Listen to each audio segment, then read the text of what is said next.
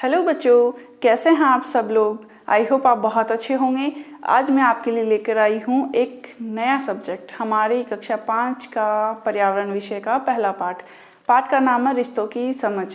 पाठ शुरू करने से पहले मैं आप लोगों को बताना चाहती हूँ कि इससे पहले हमने गणित विषय में कई चैप्टर्स पढ़े हैं, हिंदी में हम अब शुरू करने वाले हैं। तो आप लोगों ने अभी तक हमारे चैनल को सब्सक्राइब नहीं किया है तो तुरंत कर लीजिए, बेल आइकन दबा लीजिए और हमारे साथ शुरू से लेकर अंत तक बने रहिएगा। वीडियो पूरा देखने पर आपको चैप्टर बहुत अच्छे से समझ में आ जाएगा। तो शुरू करते हैं रिश्तों की समझ। रिश्ता जो कि आपका और मेरा है, हमारे यूट्यूब के माध्यम से। रिश्ता हमारा हमारे माता पिता के माध्यम से जिन्होंने हमें जन्म दिया है। रिश्ता हमारे दोस्तों के माध्यम से जो कि हमारे साथ स्कूल में, कॉलेज में, घर के आसपास मिलते हैं, खेलते हैं, पढ़ते हैं और उनके साथ हमारा प्यार भरा दोस्ती रिश्ता बन जाता है। इसके अलावा वो तमाम रिश्ते जो हमारे माता पिता की तरफ से हमें मिलते हैं, जैसे कि दादा दादी, नाना नानी, मौसा मौसी, बुआ, फूफा, कजन्स, ब्रदर सिस्टर, मौसेरे भाई, चचेरे भाई आदि। तो इनको पढ़ने के लिए हम शुरू करते हैं हमारा आज का पाठ। पाठ का नाम जरूर याद रखिएगा, रिश्तों की समझ।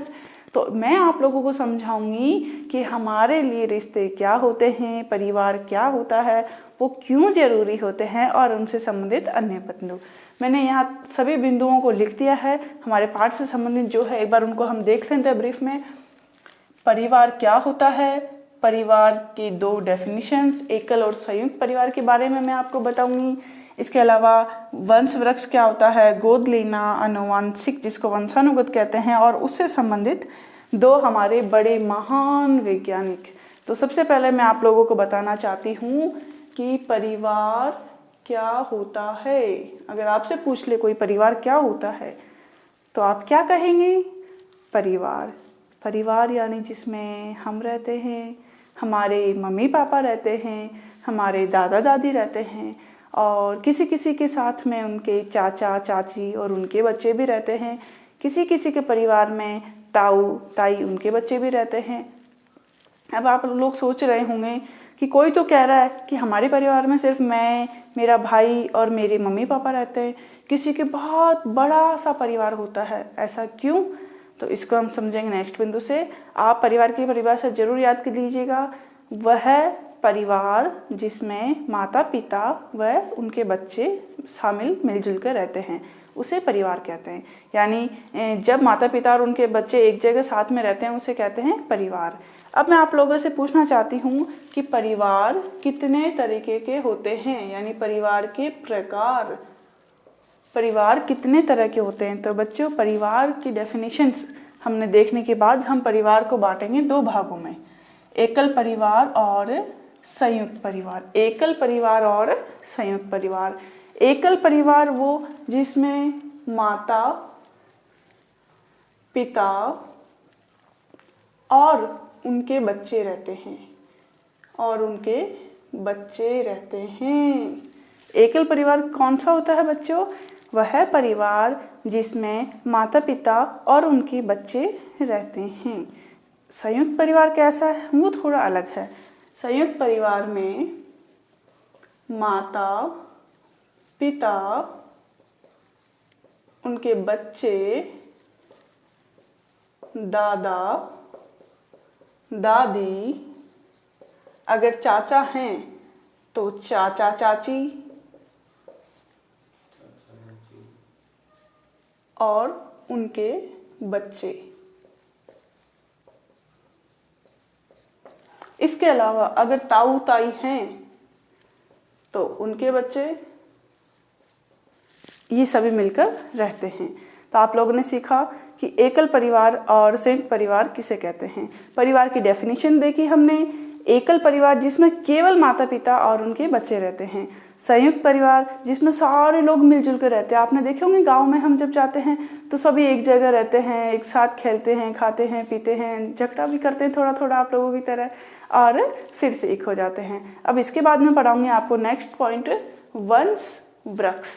अब ये वंश और वृक्ष दो अलग अलग चीजें हैं, इनका क्या अर्थ है जरा सोचिएगा। वंश और वृक्ष। अब देखिए, वंश का मतलब तो होता है परिवार, खानदान, जिसमें सभी हों, बहुत लंबा चौड़ा, पूर्वजों के भी नाम हमें पता हो, उनके भी पहले की पीढ़ी के बारे में हमें पता हो। और वृक्ष यानी पेड़।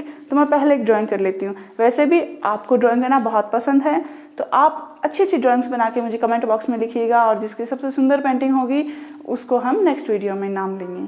तो मैं यहाँ एक छोटा सा प्यारा सा पेड़ बना लेती हूँ।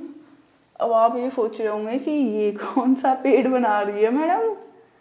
तो ये एक अलग तरीके का पेड़ है बच्चों, यही तो खास बात है इस पेड़ की। इस पेड़ की खास बात क्या है बच्चों? इस पेड़ की खास बात तो यही है, ये देखते जाइए कैसे कैसे बनता है। ये देखिए, अब यहाँ से हम इसको मिला देंगे, ये मिलता जा रहा है। फिर यहाँ से हम ये मिला देंगे, इसको मिला देंगे हम इससे, और ये हमारा पेड़ हो गया तैयार। देखिए यही तो है स्पेशल पेंटिंग हमारी। क्या लिखा है मैंने यहाँ पे? वंश वृक्ष। और हम पढ़ रहे हैं हमारे पाठ 1 रिश्तों की समझ के बारे में। तो वंश वृक्ष का अर्थ होता है बच्चों एक ऐसा पेड़ जिसमें हम हमारी सारी पीढ़ियों में नाम, उनके पद, उनसे हमारा क्या संबंध है वो सब लिखते जाएंगे। जैसे मैं एक उदाहरण के तौर पे आपको एक छोटा सा पाठ पढ़ा देती हूँ, छोटा सा वंश वृक्ष बना देती हूँ। कैसे? यहाँ मैं नाम लिख देती हूँ खुद का, या फिर उदाहरण के तौर पे मैं यहाँ लिख देती हूँ राधा।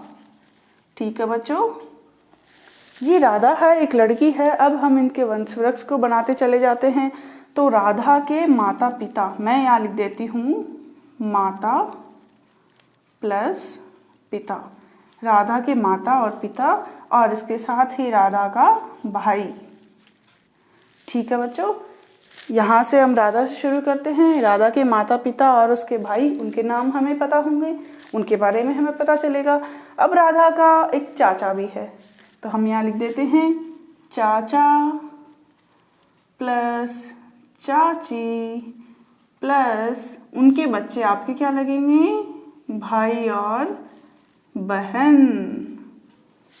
तो राधा अपने घर में अपने पापा मम्मी के साथ रहती है, उसके साथ उसका भाई भी रहता है, उसके साथ पढ़ता है, खेलता है, उसके चाचा चाची भी रहते हैं और उनके बच्चे जिनके साथ भी ये लोग मिलजुल कर रहते हैं। अब इनके माता पिता और चाचा चाची, इनके पिता राधा के क्या लगेंगे? दादा, और इनकी मम्मी लगेगी दादी। समझ में आया बच्चों? और राधा की है एक बुआ। आप लोगों को भी अच्छी लगती है अपनी बुआ, तो मैं दादा दादी के साथ लिख देती हूँ बुआ। और बुआ के पति हमारे क्या लगेंगे बच्चों? फूफा। और उनके बच्चे यानी भाई बहन। ठीक है, ये आपको वंश वृक्ष समझ में आया होगा।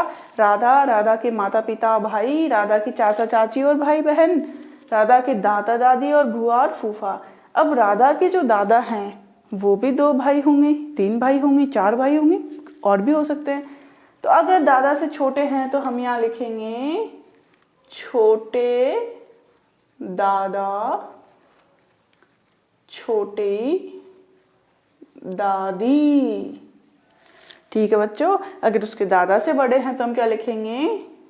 बड़े दादा, और दादी को क्या कहेंगे हम? बड़ी दादी। ठीक है बच्चों, आपको वंश का वृक्ष जो है समझ में आ रहा होगा।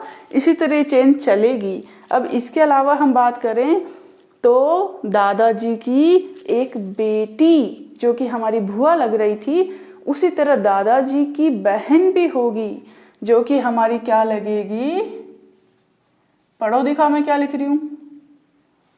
दादी बुआ। क्या है बच्चों? दादी बुआ। आप लोगों ने देखा होगा ना, हमारे घर में अपने पापा की भी दादी आती है। पापा की दादी हमारी क्या लगेगी? पापा की बुआ हमारी लगेगी दादी बुआ। और इसी तरह अगर दादा के भी पिता हों तो उनको हम क्या कहेंगे? पड़ दादाजी। अब वो बड़े हैं तो जी लगा देते हैं, पड़ दादाजी और पड़ दादी जी। तो इस तरह आप लोगों को रिश्तों की समझ उत्पन्न हो रही है थोड़ी थोड़ी। इनके साथ आप लोगों ने मुझे भी याद रखना है। मैं भी हूँ आपकी मैडम जो आपको पढ़ाती हूँ अच्छे अच्छे नए नए तरीक़ों से, तो मुझे भूलना नहीं है, मुझे भी याद रखना है। इस वृक्ष को आप समझ लीजिए। इसी तरह आप लोगों को भी क्या करना है? ऐसा ही एक पेड़ बनाना है सुंदर सा, आपका नाम लिखना है और आपके घर में जितने भी लोग रहते हैं उन सबके नाम यहाँ पे लिखने हैं।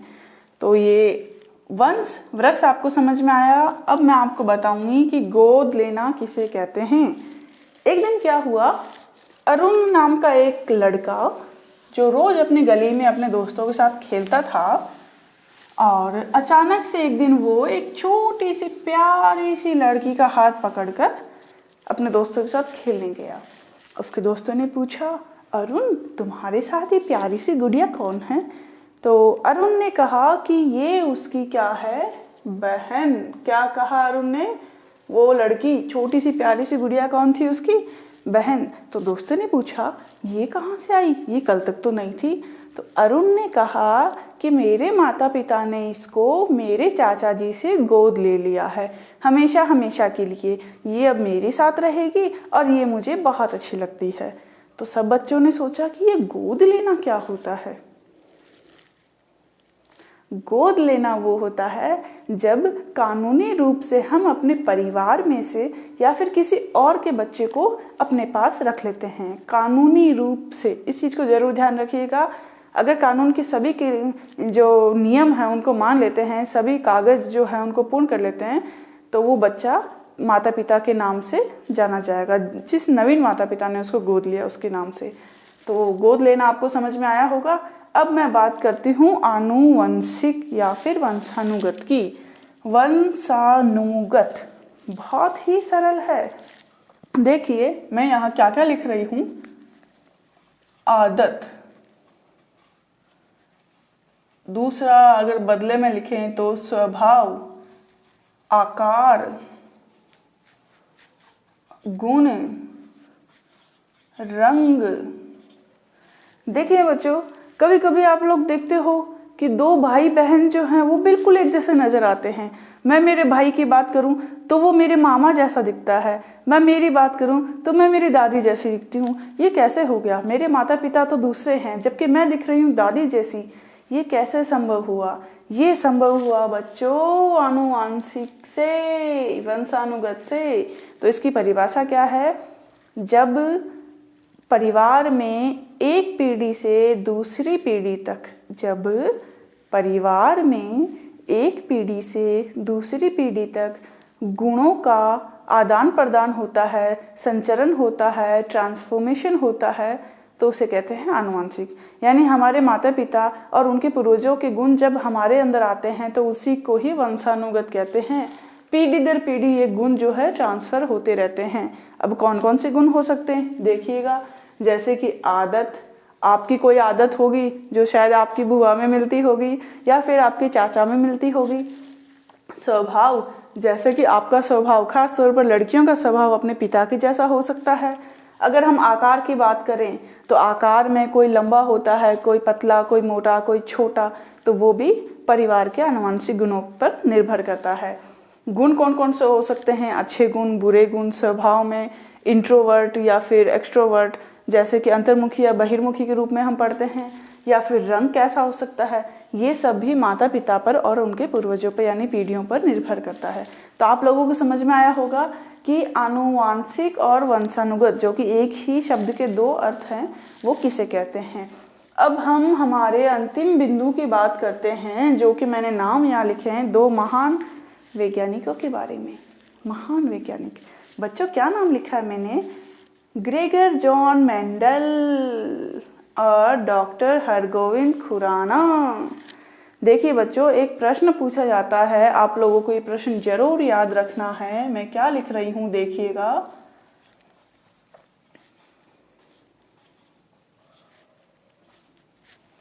आनुवंशिकी के जनक कौन है? किसने बताया कि जब एक पीढ़ी से दूसरी पीढ़ी में गुण जाते हैं, पीढ़ियों से माता पिता, दादा दादी, नाना नानी, मामा, चाचा, बुआ, उनके गुण हमारे अंदर आते हैं, तो उसको आनुवंशिक कहते हैं, उसको वंशानुगत कहते हैं। ये सबसे पहले दुनिया में किसने बताया? ये सबसे पहले बताया है ग्रेगर जॉन मेंडल ने। मैं यहाँ लिख देती हूँ इनका नाम, ग्रेगर जॉन मेंडल ने। ये वो महान वैज्ञानिक है जिन्होंने सबसे पहले हमारी दुनिया को बताया कि आनुवंशिक या आनुवंशिकी किसे कहते हैं। और इन्होंने अपने प्रयोग किस पर किए बच्चों? इन्होंने अपने प्रयोग किए हैं मटर पर। किस पर किए बच्चों? मटर पर। ये आप लोगों को याद रखना बहुत इंपॉर्टेंट प्रश्न है। और इसके बाद मैं बताना चाहूँगी डॉक्टर हरगोविंद खुराना के बारे में। इनके बारे में आपको एक लाइन याद रखनी है। इन्होंने बहुत सारे एक्सपेरिमेंट किए, प्रयोग किए आनुवंशिकी पे, वंशानुगत पे कि कौन कौन से गुण जा सकते हैं या किस किस पीढ़ी से कहाँ तक जा सकते हैं। और इनके लिए बहुत सारे लेख लिखे, प्रैक्टिकल किए। तो इनकी कार्यों की, इनकी उपलब्धियों के इनाम स्वरूप, प्रशंसा स्वरूप इनको एक दुनिया का विज्ञान के क्षेत्र में बहुत बड़ा पुरस्कार दिया गया। और उसे मैं यहाँ लिखूंगी बच्चों, नोबेल पुरस्कार। कौन सा पुरस्कार है? नोबेल पुरस्कार। ये वो पुरस्कार है बच्चों जो अपने अपने क्षेत्र विशेष में, कला में, विज्ञान में, नृत्य में, संगीत में, कहानी लेखन में, इन सभी में अपने अपने क्षेत्र में जो बहुत ही महान काम करते हैं पूरी दुनिया में, उनको ये दिया जाता है। तो आनुवंशिकी क्षेत्र में नोबेल पुरस्कार किसको मिला है बच्चों? डॉक्टर हरगोविंद खुराना को। और आनुवंशिकी जनक किसे कहते हैं? ग्रेगर जॉन मेंडल को। तो आप लोगों को समझ में आया होगा हमारा आज का पाठ आपका। अब देखिए मैं वापस बता देती हूँ कि हमने क्या क्या पढ़ा है। हमने पढ़ा है परिवार की परिभाषाएं, एकल परिवार किसे कहते हैं, संयुक्त परिवार किसे कहते हैं, वंश वृक्ष किसे कहते हैं, गोद लेना किसे कहते हैं, और आनुवंशिकी या वंशानुगत की परिभाषाएं। अब देखिए ग्रेगर जॉन मेंडल कौन है, डॉक्टर हरगोविंद खुराना कौन है, इनके बारे में भी आपने देखा। तो आज का पाठ आपको समझ में आया होगा। नेक्स्ट वीडियो में इसके जो क्वेश्चन आंसर है, प्रश्न उत्तर है, वो मैं आप लोगों को बताऊंगी। तो आप लोगों ने जुड़े रहना है मेरे साथ और मेरे सभी वीडियो को ज़रूर देखना है ताकि आपको पाठ अच्छे से समझ में आए। पढ़ते रहिएगा। आप लोगों को मेरा बहुत सारा प्यार। Good night, bye bye.